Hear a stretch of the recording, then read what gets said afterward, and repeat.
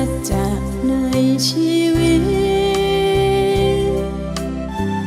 สิ่งควรพินิจให้ลดละกิเลสเราได้ช่วยได้เสียสละได้ช่วยเหลือคนได้เอาโน่นเอานี่ขอโน่นขอนี่ไม่เคยแต่เธอให้แรงงานนี้สำคัญมากเลยเราจะไม่ร่ำรวยมากมายเหมือนโลกนี้กำลังร้อนแรงการทำทานเนี่ยสำคัญมากเลย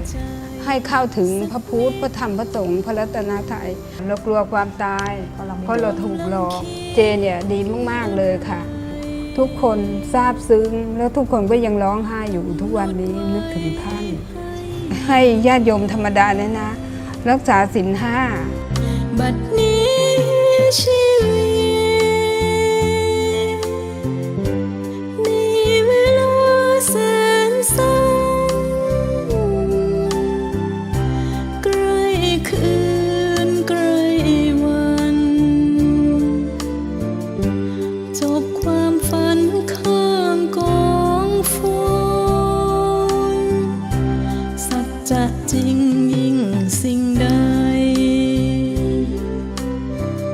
ไม่ต้องหนักใจภาวะ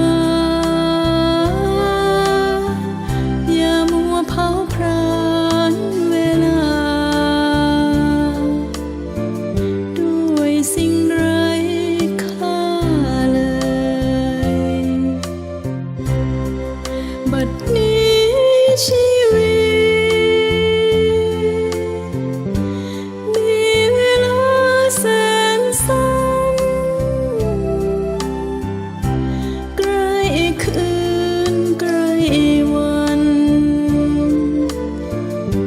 จบความฝันข้างกองฝ